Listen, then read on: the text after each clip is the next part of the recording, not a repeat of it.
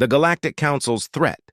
The vastness of space was silent as the Galactic Council's grand starship, the Dominator, hovered above Earth. It was an enormous vessel, its sheer size casting a shadow over entire continents. From this ship, the Galactic Council ruled the galaxy with an iron fist, ensuring that every planet under their domain followed their strict laws. Earth, a relatively new member of the galactic community, had always been seen as a minor planet with no real power. But today, that perception was about to be challenged. Inside the ship, the Council's most powerful leaders gathered in a grand chamber. The room was circular, with high ceilings and walls adorned with holographic maps of the galaxy. At the center stood Supreme Chancellor Zarot, a towering figure with a cold, calculating demeanor. His eyes were fixed on the holographic image of Earth, spinning slowly in the middle of the room. "The time has come," Zarot declared, his voice echoing through the chamber. "Earth has grown too bold. They refuse to follow our directives and have begun to develop technologies that could pose a threat to our rule." Around him, the other council members nodded in agreement. They were a mix of different alien species, each one representing a powerful faction in the galaxy. They had all underestimated Earth, viewing its inhabitants as primitive and insignificant. But now, Earth's defiance could no longer be ignored. One of the council members, a reptilian being named General Zolok, stepped forward. "Supreme Chancellor, we should crush them before they grow any stronger. A swift and decisive strike will show the galaxy that no one defies the Council." Zarot nodded. "Indeed, General. But first, we must give them a chance to submit. We will issue an ultimatum. If they refuse, we will destroy their cities, their armies, and their will to resist." As the Council prepared their ultimatum, Earth was unaware of the impending threat. On the planet's surface, life continued as usual. People went about their daily routines, completely oblivious to the danger looming above them. But in the halls of power, Earth's leaders were already on edge. In a secure underground bunker, the President of Earth, Maria Vasquez, sat with her top advisors. The room was filled with tension as they reviewed reports of unusual activity in space. A large, unidentified ship had entered Earth's orbit, and it didn't take long for them to realize it belonged to the Galactic Council. "This is it," President Vasquez said, her voice steady but filled with concern. "They've come to make us bow down to their authority." Her advisors exchanged worried glances. They knew that defying the Galactic Council could lead to catastrophic consequences. The Council had the power to wipe out entire civilizations, and Earth, despite its advancements, was still vulnerable. "What are our options?" asked General Adams, the head of Earth's military forces. "We could try to negotiate," suggested Dr. Emily Chen, a leading scientist. "Maybe we can buy ourselves some time." President Vasquez shook her head. "Negotiation will only delay the inevitable. We need to show them that we won't be intimidated." Before anyone could respond, a holographic image flickered to life in the center of the room. It was a transmission from the Galactic Council. Supreme Chancellor Zarot's stern face appeared, his eyes cold and unyielding. "People of Earth," Zarot began, his voice filled with authority, "you have defied the will of the Galactic Council. You have been given the privilege of joining the galactic community, yet you refuse to abide by our laws. This is your final warning. Submit to our rule, or face annihilation." The transmission ended as abruptly as it began, leaving the room in stunned silence. The threat was clear, and there was no mistaking the seriousness of Zarot's words. General Adams was the first to speak. "We can't submit. If we do, they'll control us forever." Dr. Chen nodded in agreement. "But if we resist, they'll attack. We need to be prepared for the worst." President Vasquez stood, her expression resolute. "Then we fight. We may not have the same resources as the Council, but we have something they don't: our determination.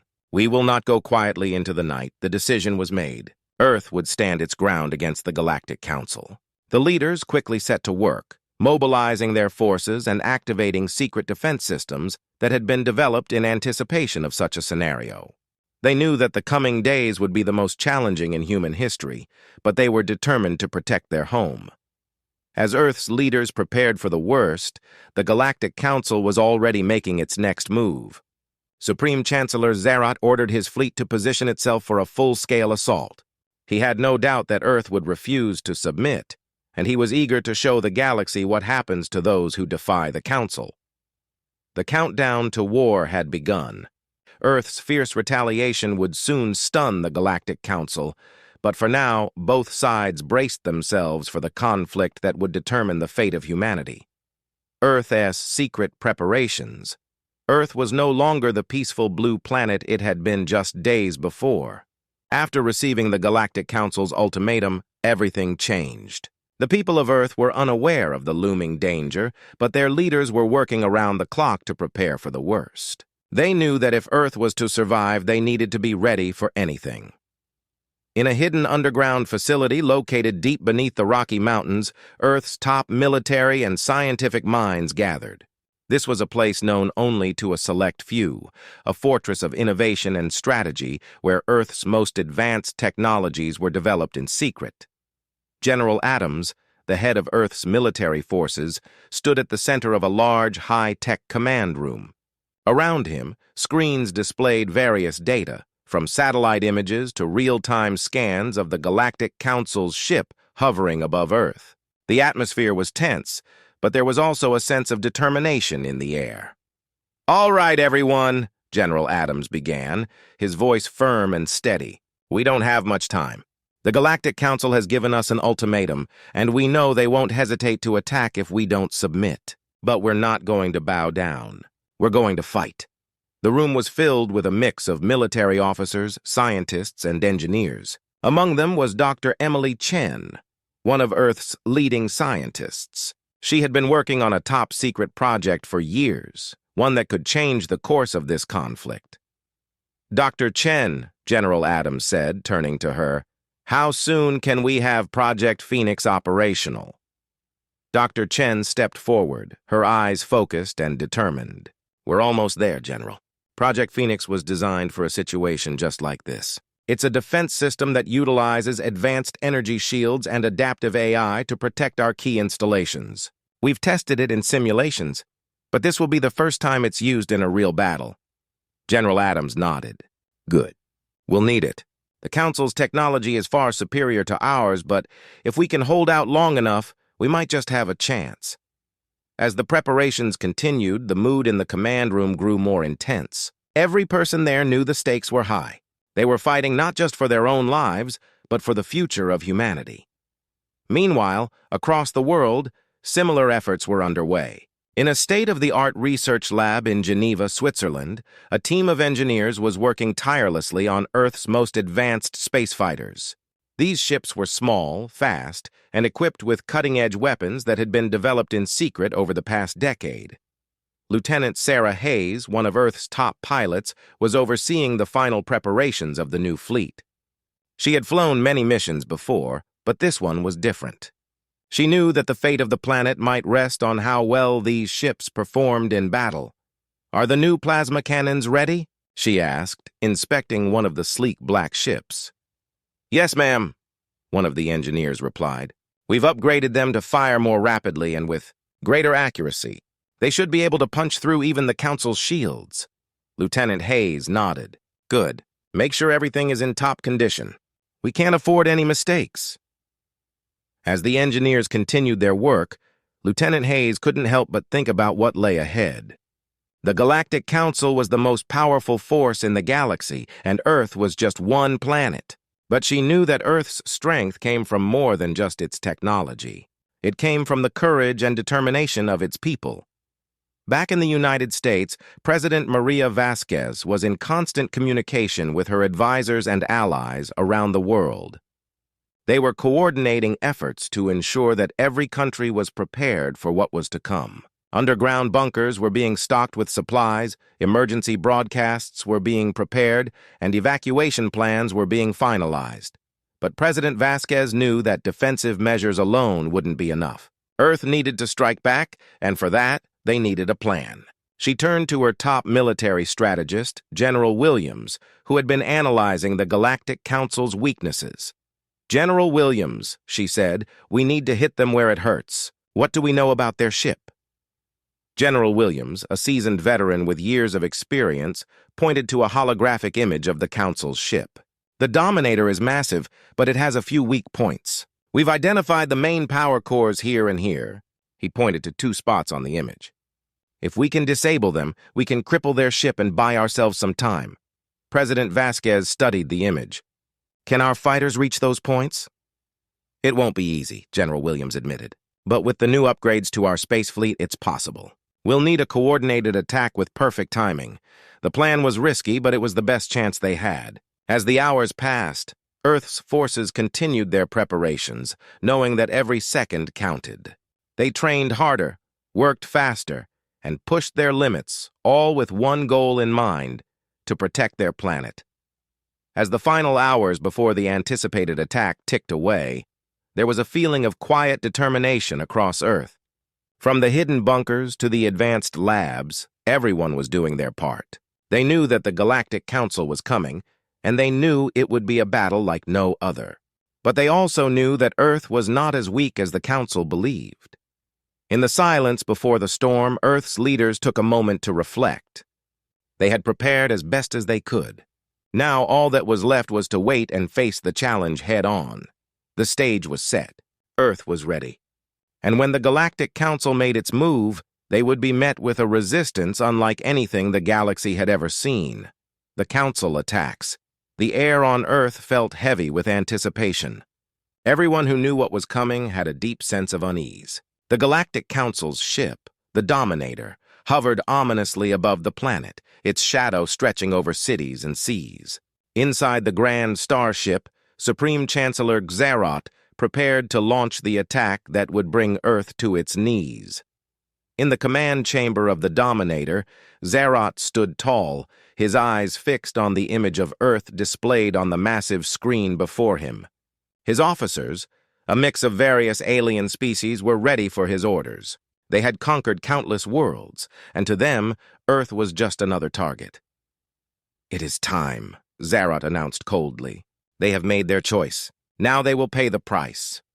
A low hum filled the chamber as Xerath gave the command to power up the ship's primary weapon, the plasma disruptor. This devastating weapon had the power to destroy entire cities with a single blast. It had been used before to subjugate rebellious planets, and now it was aimed directly at Earth. "Target their capital city," Xerath ordered. "We will make an example of them." The officers moved swiftly, inputting coordinates and preparing to fire. The tension in the room was palpable, but Xerath remained calm. He knew that this strike would break Earth's spirit and force them to submit. In his mind, the battle was already won. Down on Earth, in the underground command center deep beneath the Rocky Mountains, General Adams and his team watched the developments on their screens. They had been monitoring the movements of the Dominator closely, and when they saw the plasma weapon charging, they knew the attack was imminent.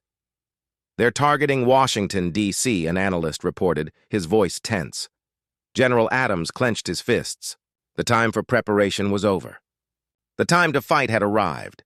He quickly activated the communication link to all of Earth's defense forces. "This is it, people," General Adams announced, his voice steady despite the situation. "They're coming. Remember your training and remember what's at stake. We're fighting for our home, our families, and our future. Don't let them take that from us." As the order went out, Earth's defenses sprang into action. Across the globe, hidden missile silos opened and powerful energy shields activated over major cities. Earth's space fleet, led by Lieutenant Sarah Hayes, launched from secret bases, ready to intercept the Council's forces. Back on the Dominator, the final countdown had begun. The plasma disruptor was fully charged, and the energy within it crackled with deadly power. "Fire!" Xerath commanded. A blinding beam of energy shot out from the Dominator, hurtling toward Earth's capital. The weapon was designed to obliterate everything in its path, reducing cities to ashes. But as the beam descended, it struck something unexpected, a shimmering barrier of light. The energy shield that Dr. Emily Chen and her team had developed in secret was now fully operational. The shield absorbed the impact of the plasma beam, dispersing its energy harmlessly into the atmosphere. The ground trembled, but the city below remained untouched. Zarot's eyes widened in shock as he saw the attack fail. "Impossible!" he hissed. "How did they—" Before he could finish, alarms blared throughout the Dominator. Earth's forces had begun their counterattack. Missiles launched from hidden silos streaked through the sky, heading straight for the Council's ship. At the same time, Earth's space fleet, led by Lieutenant Hayes, engaged the Council's fighter drones in a fierce battle above the planet. Lieutenant Hayes, piloting one of the newly upgraded fighters, expertly dodged enemy fire as she led her squadron toward the Dominator. The sky was filled with explosions as ships clashed in the cold void of space. "Stay on target," Hayes ordered her squadron. "We need to hit those power cores." The fighters weaved through the chaos, evading enemy drones and returning fire with their plasma cannons. The Council's drones were advanced, but Earth's pilots had something they didn't, an unbreakable will to defend their home. Inside the Dominator, the situation was quickly spiraling out of control.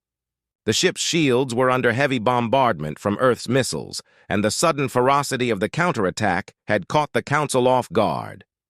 "Supreme Chancellor, our shields are failing," one of the officers reported, panic creeping into his voice. "Then increase power to the shields," Zarot barked. "We cannot be defeated by these primitives." But it was already too late. Lieutenant Hayes and her squadron had broken through the drone defenses and were now closing in on the Dominator's power cores. She spotted her target, a glowing section on the ship's hull that housed one of the main power generators. "Target locked," Hayes muttered to herself. Firing now, her fighter released a volley of plasma shots, each one hitting its mark. The power core exploded in a burst of light, sending shockwaves through the Dominator. The ship's lights flickered as power systems began to fail. Back in the command chamber, Zarot gripped the edge of the console, fury burning in his eyes. "How is this possible?" he growled. "How could we be defeated by a backwater planet?" The explosion of the power core sent a ripple of panic through the Council's forces. With one of its main generators destroyed, the Dominator was severely weakened, and Earth's forces were pressing their advantage. "Supreme Chancellor, we must retreat," one of the officers urged. "If we stay, we will be destroyed." Zarot knew the officer was right, but the thought of retreating from such a primitive planet was unthinkable. Yet, the reality of their situation left him with no choice. "Order a retreat," Zarot said through gritted teeth. "But this is not over. Earth will pay for this." As the order was given, the Galactic Council's forces began to pull back. The remaining drones disengaged from combat, and the Dominator started to ascend, leaving Earth's atmosphere. The battle had been intense, but Earth had managed to repel the Council's first strike. On Earth, there was a mix of relief and caution. They had won this battle, but they knew the war was far from over. The Galactic Council had underestimated them, but now Earth had shown its strength. Lieutenant Hayes, her fighter still circling the skies, watched as the Dominator retreated. She knew this victory was only the beginning, and the real challenge was still ahead. But for now, Earth had something it hadn't had before: hope. Earth's bold response, the Galactic Council's retreat, left Earth in a state of cautious triumph. The skies, once filled with the threat of alien warships, were now clear. But the victory came with a realization: this was just the beginning. The Council would return stronger and more determined. Earth had to be ready, and they had to send a message that would echo across the stars. In the underground command center, General Adams and his team gathered around the large tactical table. The mood was tense but determined. The Council's retreat had bought them time, but not much. They needed to act fast. "We can't just wait for them to come back," General Adams said, his voice firm. "We need to strike first, and we need to make it count." Dr. Emily Chen, the brilliant scientist behind the energy shield that saved Washington, D.C. nodded in agreement. "We need to show them that Earth isn't just going to sit back and take whatever they throw at us. We need to show them that we can fight back, and that we can win."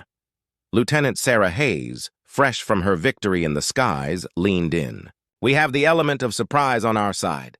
They don't expect us to go on the offensive. If we hit them hard enough, we can push them back and make them think twice before attacking us again." General Adams looked around the room at his team. Each of them had proven their worth in the battle, and now it was time to take the fight to the enemy.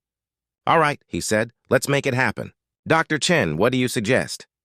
Dr. Chen pulled up a holographic display of the solar system. She highlighted the moon, where secret research facilities had been operating for years.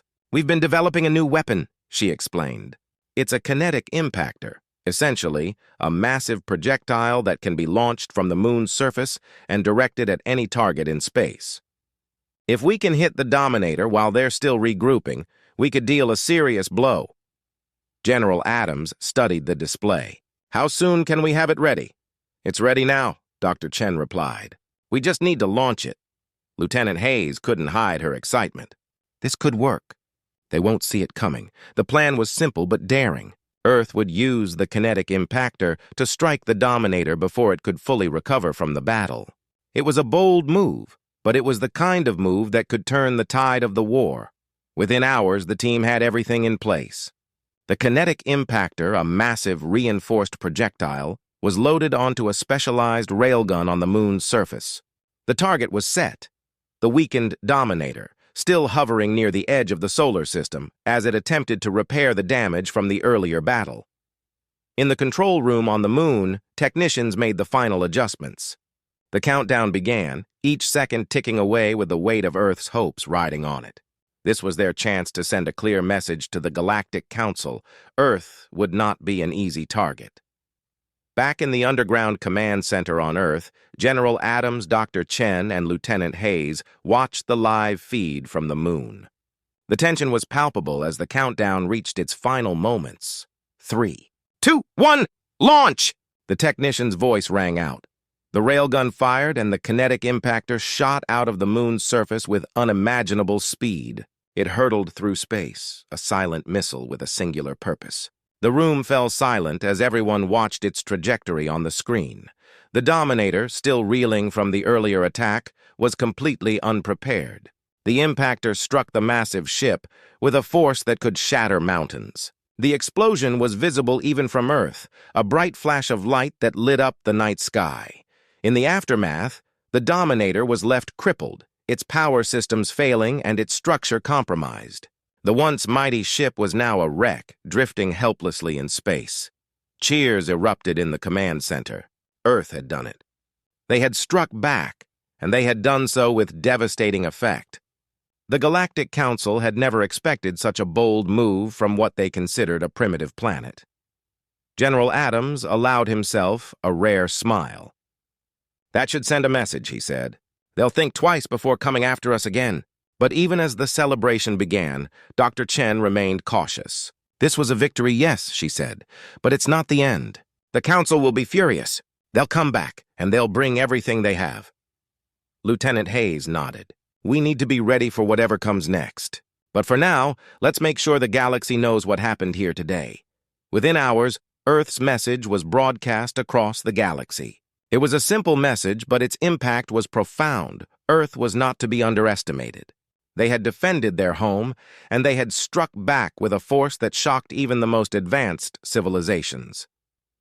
The Galactic Council, scattered across their distant worlds, received the news with a mix of disbelief and fear. Earth had proven itself to be more than just a backwater planet. It was a force to be reckoned with, and the Council would have to reconsider their approach. On Earth, preparations continued. The victory had given humanity a new sense of purpose, but they knew the war was far from over. The Galactic Council had been dealt a serious blow, but they were still a formidable enemy. As the dust settled from the bold response, Earth stood united, ready to face whatever challenges lay ahead. They had shown their strength, and now they would defend it with everything they had. The final battle. The time had come for the Galactic Council and Earth to face off in what would become the final decisive battle. The atmosphere on Earth was thick with anticipation. Everyone knew this fight would determine the fate of their world. General Adams stood on the command bridge, his face set in a grim expression. The tactical display in front of him showed the positions of the remaining Council ships, clustered near the edge of the solar system. The Council had mobilized their entire fleet for this final assault, a show of force that Earth had never seen before. Dr. Emily Chen, who had been working tirelessly on new defenses, joined Adams. "We finished the upgrades," she said, her voice steady despite the tension. "Our shield generators are now twice as powerful, and the new laser batteries should give us a better chance against their fleet." "Good," General Adams replied. "We'll need every advantage we can get." Lieutenant Sarah Hayes, now a seasoned pilot, was also present. She was preparing her fighter for the upcoming battle. "I've reviewed the flight plans," she said. "We'll have to use hit-and-run tactics to keep their forces off balance. If we can disrupt their formations, we might just stand a chance." The countdown to the battle had begun. The Earth fleet, now fully prepared and bristling with advanced weaponry, was arrayed in defensive positions around the planet. The new shield technology would help protect against the Council's devastating weapons, but the real battle would be won in space. As the enemy fleet approached, the first waves of Council ships appeared in the sky, massive and menacing. The sheer size and number of the ships were intimidating, but Earth's resolve was unshakable. The time for talking was over. It was time for action. The battle began with a sudden, deafening roar as the Council's ships opened fire. Energy blasts streaked through space, illuminating the void with brilliant flashes of light. Earth's new shields flared as they absorbed the incoming fire, holding strong despite the onslaught. "Engage!" General Adams commanded. The Earth fleet launched into action, their ships darting forward to engage the enemy. Fighter jets roared from their hangars, streaking into the fray to strike at the Council's ships. Lieutenant Hayes led her squadron in a daring attack, weaving between enemy fire as they targeted key Council vessels. Her heart raced as she dodged incoming shots and lined up her own attacks. Each hit counted, and every maneuver could mean the difference between victory and defeat. Meanwhile, on the command bridge, Dr. Chen monitored the status of the shields and weapons systems. "We're holding them off," she reported, though her voice was tense. "But they're using some new tactics, synchronized assaults aimed at breaking through our defenses." General Adams nodded grimly. "We anticipated they might try something new. We need to stay one step ahead." The battle raged on, with both sides exchanging relentless fire. The Council's fleet was vast and well-coordinated, but Earth's forces were determined and resourceful. The new weapons and defenses had proven effective, but the sheer numbers of the Council's ships meant the fight was far from easy. As the battle progressed, Earth's forces began to make headway. The hit-and-run tactics employed by Lieutenant Hayes and her squadron were having an impact, causing confusion and disorder among the Council's ranks. Each successful strike weakened the enemy's formation, giving Earth's ships a fighting chance. In a pivotal moment, General Adams made a bold decision. "Deploy the new weapon," he ordered. This weapon, a massive energy cannon that had been kept in reserve, was their last hope. It had the potential to turn the tide of the battle, but using it came with great risk. The cannon was activated, and its immense power was directed at the heart of the Council fleet. The beam of energy cut through space with devastating force, striking a large Council battleship. The ship erupted in a massive explosion, sending debris flying in all directions. The shockwave from the explosion caused a ripple effect throughout the Council's fleet. Several ships were damaged or destroyed in the ensuing chaos. Earth's forces seized the opportunity, launching a coordinated assault that pushed the Council back. On the command bridge, the mood shifted from tense anticipation to cautious optimism. General Adams and his team watched as the Council's fleet began to retreat, their ships falling back and scattering in all directions. "We did it," Lieutenant Hayes said, her voice filled with relief as she returned from her mission. "The Council is retreating." Dr. Chen nodded, her eyes still focused on the screens. "We've won this battle, but we need to stay vigilant. They may regroup and return." The Supreme Chancellor, aboard the remaining Council command ship, watched the retreating Earth fleet with a mixture of fury and disbelief. The battle had been lost, but the war was far from over. Earth had proven itself a formidable opponent, but the Council would not be easily defeated. As the last of the Council ships disappeared from view, Earth's forces began to assess the damage and prepare for whatever might come next. The battle had been fierce and costly, but it had also been a testament to humanity's strength and determination. General Adams looked out at the stars, the calm after the storm settling over the command bridge. "We've shown them what we're capable of," he said, "and we've earned our place among the stars." For now, Earth had won the battle, but the war was not over. The Galactic Council would likely return and humanity would need to be ready. But for the moment, they could take pride in their victory and the resilience they had shown. As the final remnants of the battle faded into the distance, the people of Earth looked to the future with renewed hope and determination. They had faced their greatest challenge and emerged victorious, proving that they were more than just a primitive world. They were a force to be reckoned with, and they were ready for whatever lay ahead. Earth's victory and new beginning. The dust of battle had settled, and Earth stood victorious. The final echoes of the conflict faded into the vastness of space, leaving behind a sense of quiet triumph. The Galactic Council's fleet had retreated, and the once mighty armada was now a distant memory. On Earth, the atmosphere was one of relief and celebration. General Adams stood on the command bridge, looking out at the peaceful stars. The battle had been hard fought, but Earth had held its ground. He could see the damage on the screen, but he could also see the strength of humanity's resolve. The war had taken its toll, but the victory was theirs. Dr. Emily Chen approached him, her face showing signs of exhaustion but also relief. "The damage control teams are working on the repairs. The new systems performed better than expected, and we managed to prevent most of the major damage to our infrastructure." "Good," Adams replied, a tired but satisfied smile on his face. "We'll need to assess everything thoroughly. This victory is important, but we must be prepared for any future threats." Lieutenant Sarah Hayes, now a hero among her peers, joined them on the bridge. "Our pilots are celebrating. They've earned every moment of it. It's incredible to see how everyone has come together." Adams nodded. "It's a testament to our unity and strength. We've shown the galaxy that Earth is not to be underestimated." The celebrations on Earth were grand. Cities were lit up with lights, and people gathered in the streets to honor their heroes. The mood was joyful, but there was also a sense of reflection. The battle had been fierce, and many lives had been lost. The victory was sweet, but it came with a heavy price. At a grand ceremony held in New York City, General Adams, Dr. Chen, and Lieutenant Hayes were honored for their roles in the defense of Earth. The President of Earth delivered a heartfelt speech, praising the bravery and determination of the forces that had stood against the Galactic Council. "To every soldier, scientist, and civilian who contributed to this victory, we owe our deepest gratitude," the President said. "You have shown the galaxy that Earth is not just a planet of the past, but a force for the future.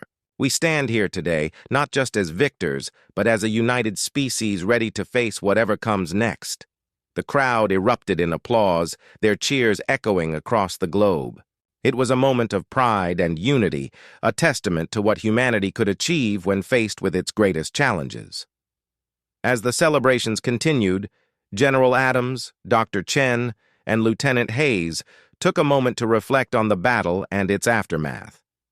They stood on a balcony overlooking the city, the night sky filled with stars. "It's hard to believe how far we've come," Dr. Chen said, her voice filled with awe. "From a world that was once considered primitive to a planet that has stood up to the might of the Galactic Council." "Yes," Adams agreed. "We've proven our strength, but we also need to remember the lessons we've learned. We must continue to advance our technology, strengthen our defenses, and remain vigilant." Lieutenant Hayes looked up at the stars. "The Council may have retreated, but they won't forget us. We'll need to be ready for anything they might throw our way."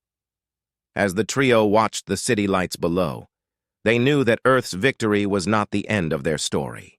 The galaxy was a vast and unpredictable place, and while they had triumphed in this battle, the future held many uncertainties.